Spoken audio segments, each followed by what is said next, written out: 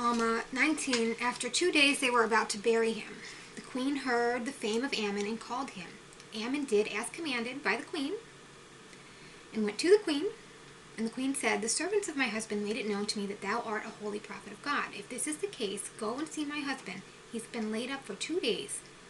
Some say he's dead. Others say he is not. To me, he doth not stink." Ammon knew the king was under the power of God, and he knew the dark veil of unbelief was being cast away from his mind. No need for Narcan. The marvelous light was being infused joy into his soul. The cloud of darkness was being dispelled. The light of everlasting life lit up in his soul. He knew that he had overcome his natural frame and was carried away in God. And carried away in God, right? Ammon went in and saw the king was not dead, and said to the queen, "He's not dead.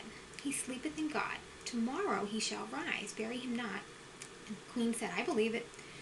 Ammon said, "Blessed art thou because of thy exceedingly faith. There has not been such faith among the people of Nephi."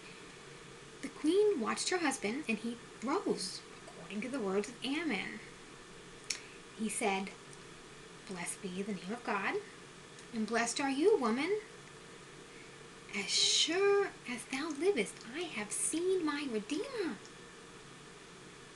He shall come forth and be born of a woman. He shall believe all mankind, he shall redeem all mankind who believe on his name." He had joy, and the queen sunk down, overpowered by the Spirit. And Ammon, seeing the Spirit of the Lord poured out according to his prayers, the Lamanites were the cause of much mourning because of their iniquities and traditions. He fell to his knees and poured out prayer and thanksgiving to God. All three of them sunk to the earth. When the other servants of the king saw that they were all fallen to the earth, they began to cry, for the fear of the Lord came upon them. They did call upon the name of the Lord, even till they all fell to the earth, except one Lamanitish woman. Her name was Abish. She was converted to the Lord many years ago on account of a remarkable vision of her father, thus having been converted to the truth, but she didn't make it known. When she saw that the servants of Lamoni had fallen to the earth, she was the only one left standing, and also that her mistress and the king and the queen and Ammon are all laying prostrate on the earth, she knew it was the power of God.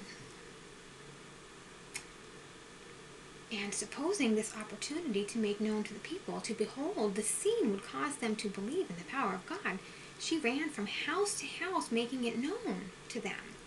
They began to assemble in the house of the king, and there came a multitude. They beheld the king and queen prostrate, all laying as if they were dead. They also saw Ammon, and that he was a Nephite, and the people began to murmur, saying this was evil. Others rebuked them, saying the king brought this evil upon himself because he was vaccinating his flocks at the waters of Sebus. They were rebuked by the vaccinators while defending the flocks of the king.